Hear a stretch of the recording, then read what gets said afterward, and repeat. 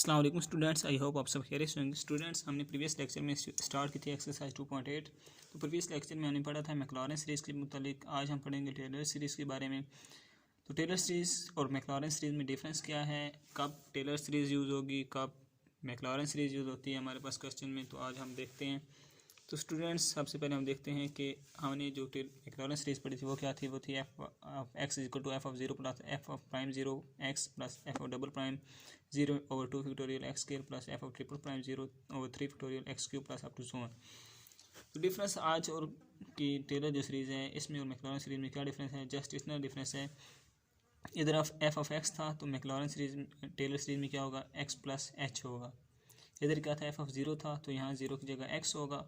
यहाँ जहाँ एक्स था तो एक्स की जगह एच होगा। मतलब F of x plus H is equal to F of x plus F of prime X साथ H plus F double prime X over 2 factorial H square plus triple prime X over 3 factorial H cube plus up to so on.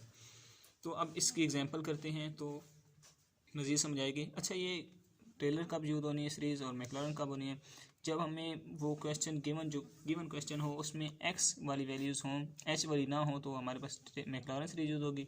और जब बीच में H आ जाए, मतलब ये H आ गया, ये एच आ गया, यहाँ एच आया, यहाँ पे एच आया, इस तरह एच आ जाए तो हम क्या यूज़ करेंगे, टेलर सीरीज यूज़ करेंगे, क्योंकि इसमें हमारे पास एच मौजूद है लेकिन इसमें एच मौजूद नहीं है।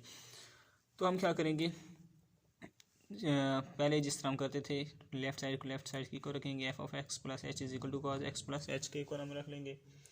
तो स्टूडेंट्स देखें कि हमें जो रिक्वायर्ड चीज़ है वो क्या है, वो है f of x, f of prime x, f of double prime x, f of triple prime x. लेकिन हमारे पास क्या है, f of x plus h. तो एच को रिमूव करने के लिए हम क्या करेंगे, put h is equal to zero.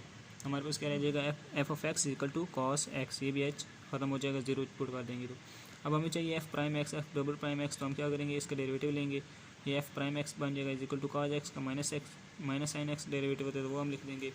Next हम क्या करेंगे, इसका मजीद अगेन डेरिवेटिव लेंगे। एफ डबल प्राइम एक्स बन जाएगा इज इक्वल टू ये माइनस साइन एक्स का कॉस एक्स होता है तो मैंने माइनस कॉस एक्स लिख दिया। फिर अगेन डेरिवेटिव लेंगे तो एफ ट्रिपल प्राइम एक्स बन जाएगा इज इक्वल टू ये माइनस मैंने बाई लिख दिया और कॉस एक्स का माइनस साइन एक्स होता है, माइनस माइनस मल्टीप्लाई होकर साइन एक्स बन जाएगा।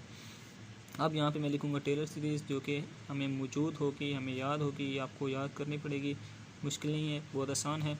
यहाँ मैंने टेलर सीरीज़ लिख दी। टेलर सीरीज़ में मैंने जो वैल्यू निकाली है वैल्यूज़ में यहाँ पुट कर दूंगा। F of x plus H की वैल्यू क्या थी, कॉस एक्स प्लस एच मैंने पुट कर दी is equal to F of X की वैल्यू क्या थी, कॉस एक्स, मैंने कॉस एक्स पुट कर दिया।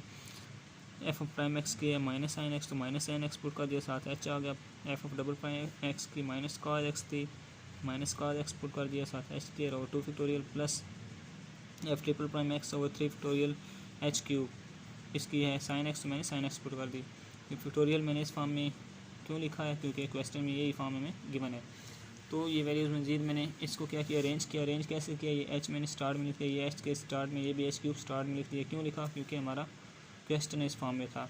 अब यहाँ से यहाँ तक तो मैंने प्रूफ कर दिया, लेकिन जो नेक्स्ट वो कह रहे हैं ना, इवेल्यूएट कॉस 61, ये हमने इवेल्यूएट करना है, मतलब कॉस 61 की वैल्यू निकालनी है।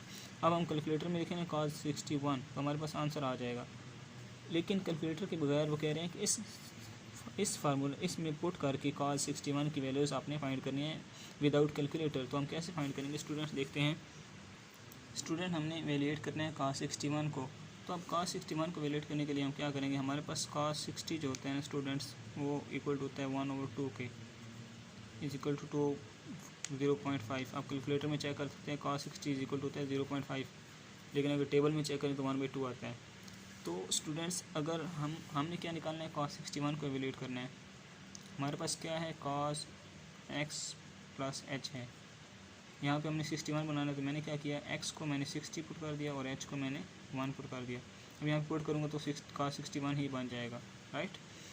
तो अब x को मैंने 60 क्यों पुट किया, क्योंकि cos 60 में मैंने आपको बताया कि हमारे पास एग्जैक्ट वैल्यू आती है जो हम याद रख सकते हैं, हमें याद रहती है। टेबल में इसकी एग्जैक्ट वैल्यू मौजूद है, लेकिन टेबल में cos 61 की एग्जैक्ट वैल्यू मौजूद नहीं है, वो हमें फाइंड करनी पड़ती है।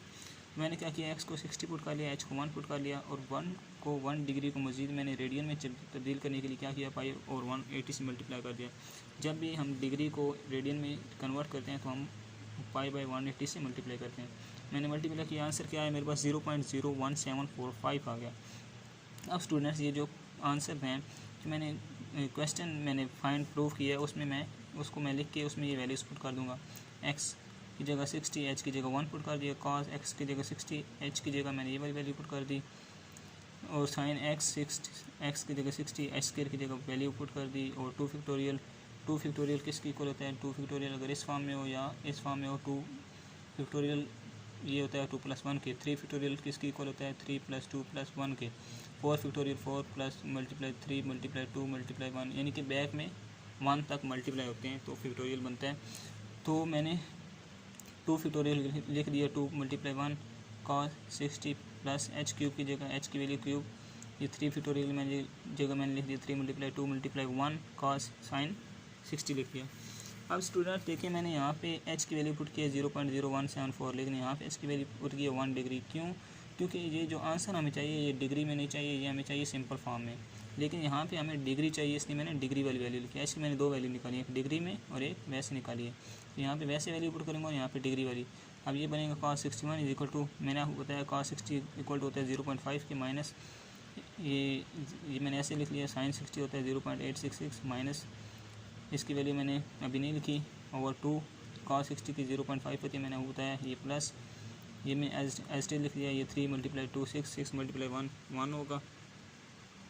तो अब नेक्स्ट देखते हैं स्टूडेंट्स, cos 61 इक्वल टू 0.5, इसको मैंने मल्टीप्लाई कर दिया, सारी वैल्यूज़ मल्टीप्लाई करके मेरे पास सिंपल ये वाली फॉर्म बन गई। इनको जब मैंने प्लस माइनस किया तो मेरे पास बन गया cos 61 इक्वल टू 0.4848।